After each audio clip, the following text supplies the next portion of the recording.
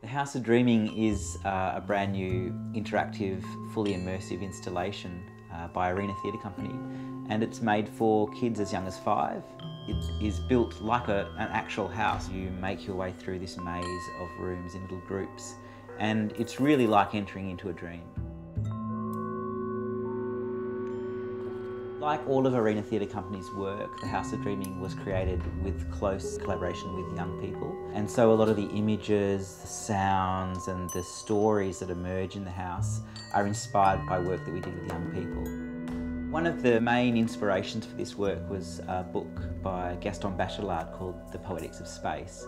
And he talks about the house that we grew up in as a small child affecting the way that we see the world. Our unconscious mind is actually structured much like the architecture of a house. So he talks about little drawers that you might look into, or basements and attics. Those are the sort of images that we're drawing on to create the House of Dreaming. We hope that as kids and their families move through this amazing house, there's a sense of wonder and awe. We really want it to be as if you are experiencing a dream from the inside.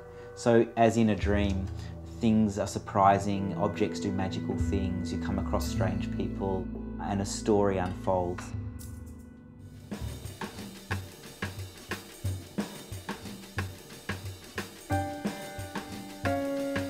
First approach the veranda, where you will be seated at a bureau. There's a telephone and a mirror.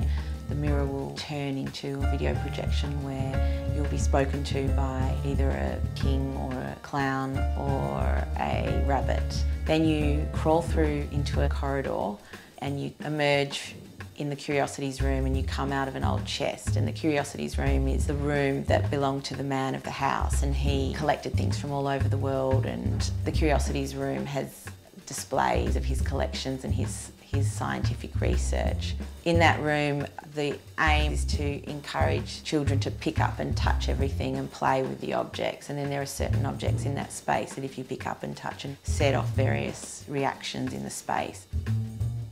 The next room is a party room, which is set up like a 50s, New Year's, farewell, Christmas, sort of every celebration in one. It's sort of the last night that the people who lived in this house spent, and it's the night before the woman of the house went off on a journey to find her husband.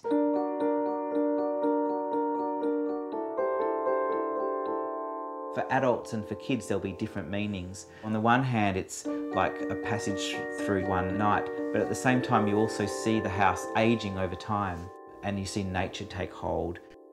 So I think in some ways the show is really about time. For children, it's a glimpse into the way that time passes over a lifetime.